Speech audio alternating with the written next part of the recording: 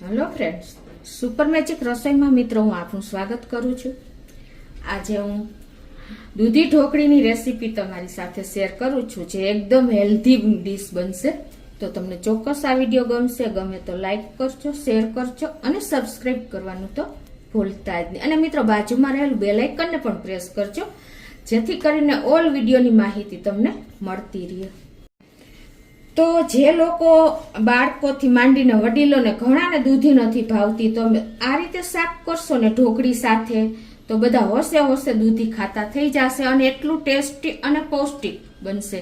તો એના ઇન્ગ્રેડિયન્ટમાં જો મેં દૂધી લીધી છે, જે આપણે નાની સાઈઝની છે, 250 ગ્રામ જેવી, ગાજર છે, દૂધીનું ખમણ છે, કોબીનું ખમણ છે, ટમેટા છે, પાલકને મેં ઝીણી સમારી છે, અને આપણે આદુ લસણ અને લીલું લસણ છે, લાલ મરચું છે, લીલું મરચું છે અને લસણ છે અને આદુ છે, એ બધાને હું પછી ખાયણીમાં ટોચી લઈશ।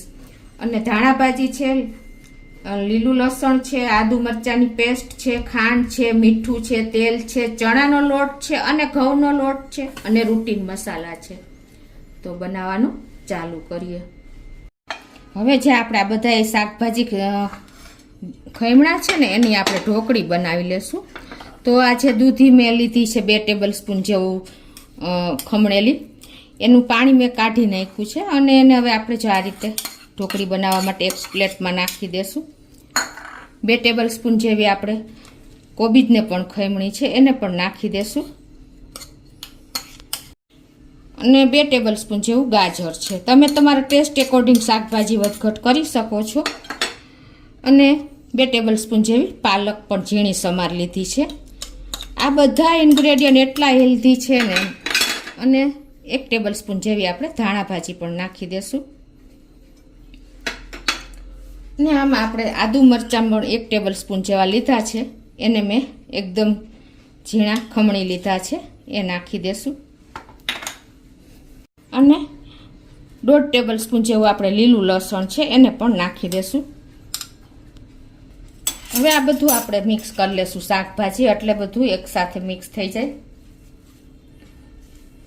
આટલું એકદમ ઝીણું સમાર્યું હશે ને, કે ગ્રેટ કર્યું હશે, ચોપરમાં ચોપ કરો તો પણ ચાલે। મેં અત્યારે જો થોડું ઘણું ચોપ કર્યું છે, થોડું ઘણું ઝીણું સમાર્યું છે, એકદમ સરસ। જો આટલું શાકભાજીની ઢોકળી બને તો કેટલી હેલ્ધી બને મિત્રો। આ બધા શાકભાજીને મેં ધોઈને અને છાલ ઉતારીને અને પછી એકદમ સરસ ગ્રેટ કર્યા છે। હવે એમાં આપણે કેટલું ટેબલ સ્પૂન આપણે લોટ ઘઉંનો નાખું છું ને, એ પણ હું તમને કહું। જેટલી આપણે ક્વોન્ટિટી લીધી છે ને, એ પ્રમાણે આપણે જોશે। ઢોકળી ટૂંકમાં થઈ જવી જોઈએ। તો તમને છેલ્લે જણાવું કે કેટલો લોટ ઘઉંનો નાખ્યો અને કેટલો ચણાનો। અત્યારે હું 4 ટેબલ સ્પૂન જેવો નાખું છું ઘઉંનો લોટ, અને 2 ટેબલ સ્પૂન જેવો આપણે ચણાનો લોટ છે એ નાખી દેશું। અને એમાં આપણે ટેસ્ટ એકોર્ડિંગ મીઠું નાખશું 1 ટીસ્પૂન જેવું। 1 ટીસ્પૂન જેવી આપણે ખાંડ નાખી દેશું। ખાંડનો ટેસ્ટ પણ આમાં સરસ લાગે છે। અને મસાલા કરશું આપણે 1 ટીસ્પૂન જેવી લાલ મરચું, 1 ટીસ્પૂન ધાણા જીરું, અડધી ટીસ્પૂન હળદર અને 1/4 ટીસ્પૂન હિંગ। અને આપણે સાજીના ફૂલ નાખશું 1/4 ટીસ્પૂન જેવા। મિત્રો સાજીના ફૂલ અને હળદર તમે ઢોકળામાં કે ઢોકળીમાં જો તરવાની હશે ને તો લાલ થશે, નહીતર કોઈ પ્રોબ્લેમ નહીં આવે। આ એક ટ્રીક જ છે મિત્રો, એટલે તમે ખાસ જાણ ખાતર જે બિગનર્સ લોકો છે ને, એના માટે હું જણાવું છું કે સાજીના ફૂલ અને હળદર ભેગા થાય ને તો તળશો ને તો જ લાલ થશે, બાકી સ્ટીમ કરશો તો કોઈ પ્રોબ્લેમ નહીં આવે। તો આ રીતે આપણે હવે બધું ભેગું કરી લેશું। અને બહુ તેલ નથી નાખવાનું, 1 ટીસ્પૂન જેવું તેલ નાખું છું, કેમ કે શાકભાજી છે એટલે આપણી ઢોકળી એકદમ સોફ્ટ જ બનશે। અને હવે આપણે અડધા લીંબુનો રસ નાખી દેશું।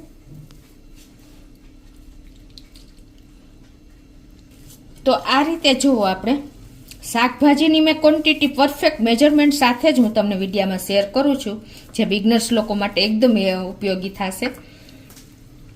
હવે આપણે આ રીતે ઢોકળી જે સાઈઝની તમારે વાળવી હોય ને, એ સાઈઝની વાળી લેશું। આપણે કઠણ લોટ બાંધી લીધો છે, હવે આપણે તેલવાળા હાથ કરી લેશું અને આ રીતે આપણે સેજ એને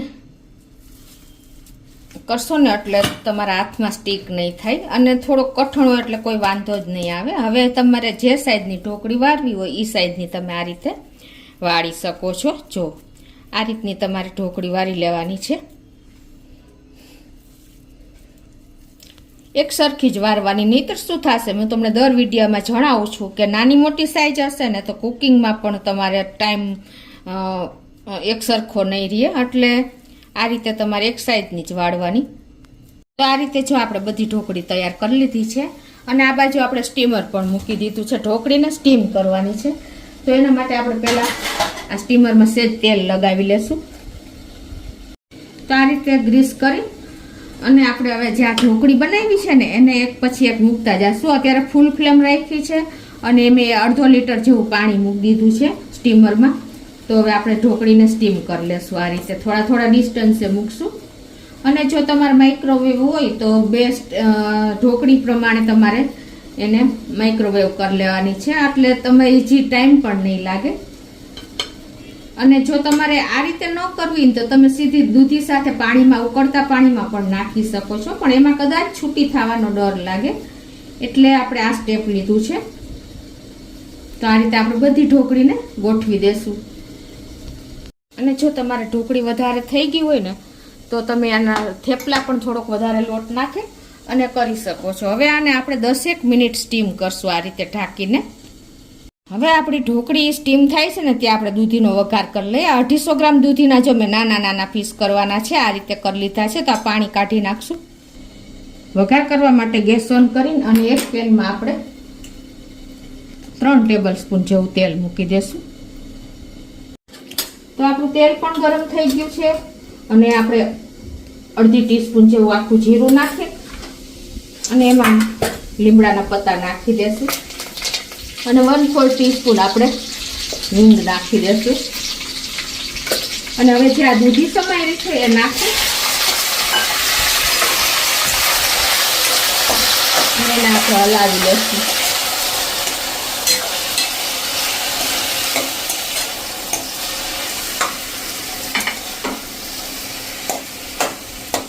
હવે આપણે 1/4 ટીસ્પૂન જેવી આપણે હળદર નાખી દેશું અને અડધી ટીસ્પૂન જેવું આપણે મીઠું નાખી દેશું.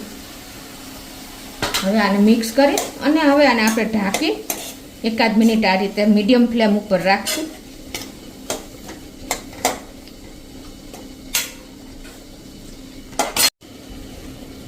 ત્રણ થી 4 મિનિટ આપણે થવા દેશું મીડિયમ ફ્લેમ ઉપર.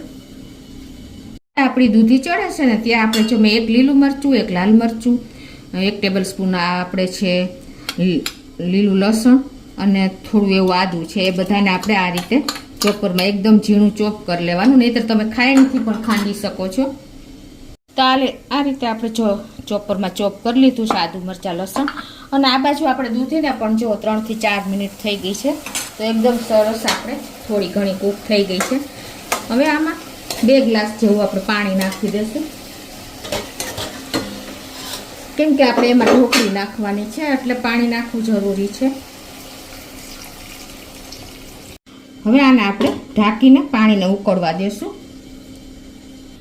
તો આ બાજુ આપણે ઢોકળીને સ્ટીમ કરવા મૂકીને એને પણ જુઓ 10 મિનિટ થઈ ગઈ છે અને આપણી ઢોકળી પણ સરસ સ્ટીમ થઈ છે. તો ગેસ બંધ કરી દેશું અને એને ઠંડી થવા દેશું. આ બાજુ જો આપણે પાણી પણ ઉકળી ગયું છે તો હવે એમાં આપણે જે આ ઢોકળી સ્ટીમ કરી છે ને એ નાખી દેશું આ રીતે. એટલે એકદમ સરસ આપણી ઢોકળી એમાં કૂક થઈ જશે. જે કૂક તો થઈ જ ગઈ છે પણ આ સ્ટેજે આપણે પાણીમાં જ નાખી દેવાની. આ રીતે ઢોકળી નાખીને હવે આને ઢાંકીને આપણે 2 થી 3 મિનિટ થવા દેશું. હવે આપણી ઢોકળી ને દૂધી બંને ઉકળે છે ને ત્યાં આપણે એક વઘાર કરી લઈએ. તો એક પેનમાં આપણે 4 ટેબલ સ્પૂન જેવું તેલ મૂકી દેશું. આપણે જે આ ઢોકળી ઉકળે છે ને એમાં જે દૂધીનું પાણી કાઢ્યું હતું ને એ આપણે નાખી દેવાનું છે, એટલે કાંઈ પણ બધું પોષણ આપણું જળવાઈ રહેશે. તો આપણું તેલ પણ ગરમ થઈ ગયું છે. તો અડધી ટીસ્પૂન જેવી રાઈ, અડધી ટીસ્પૂન જેવું જીરું, 1/4 ટીસ્પૂન હિંગ, 1/4 ટીસ્પૂન આપણે હળદર નાખીને અને જે આપણે મસાલો આદુ મરચાં અને લસણ જે ચોઈચું છે ને એ નાખી દેશું.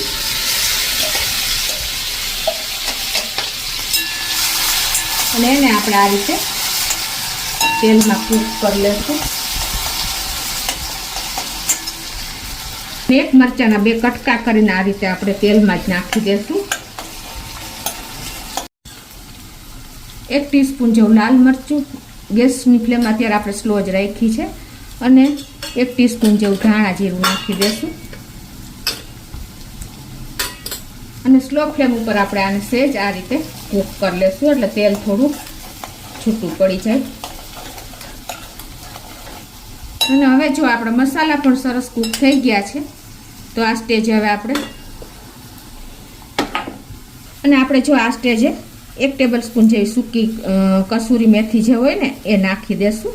આનો સ્મેલ સરસ આવે છે શાકમાં. અને હવે 1 ટમેટાને મેં આ રીતે એકદમ સરસ ગ્રેટ કરી લીધું છે, એ નાખી દેશું. અને એને આપણે સ્લો ફ્લેમ ઉપર આ રીતે 1 થી 2 મિનિટ કૂક કરી લેશું. અને આ સ્ટેજે જ આપણે 1 ટીસ્પૂન જેવો ગરમ મસાલો નાખી દેશું. મસાલાના ભાગનું આપણે 1/4 ટીસ્પૂન મીઠું નાખવાનું છે, કેમ કે આપણે દૂધીમાં નાખ્યું છે એટલે ધ્યાન રાખીને નાખવાનું. અને જો આપણું તેલ પણ છૂટું પડી ગયું છે, તો આ સ્ટેજે આપણે દૂધીના શાકમાં થોડીક ખાંડ હશે ને તો સરસ લાગશે, તો 1 ટેબલ સ્પૂન જેવી આપણે ખાંડ પણ નાખી દઈશું.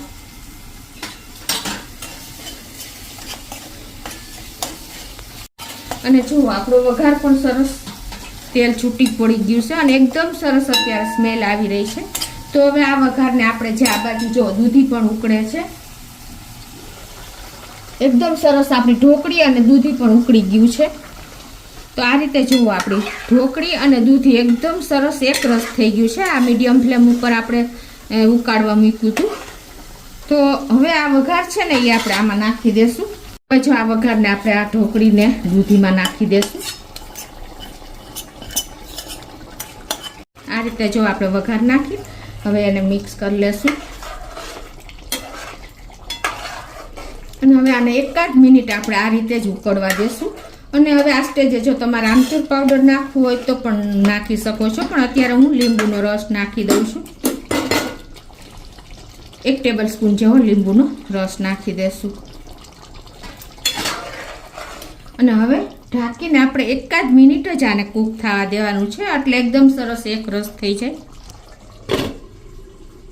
1 મિનિટ થઈ ગઈ છે અને તેલ પણ છૂટું પડી ગયું છે. જો મિત્રો આપણું દૂધી ઢોકળીનું શાક જોતાં જ મોઢામાં પાણી આવી જાય ને એવું તૈયાર થઈ ગયું છે. તો આપણે એને મિક્સ કરી લેશું.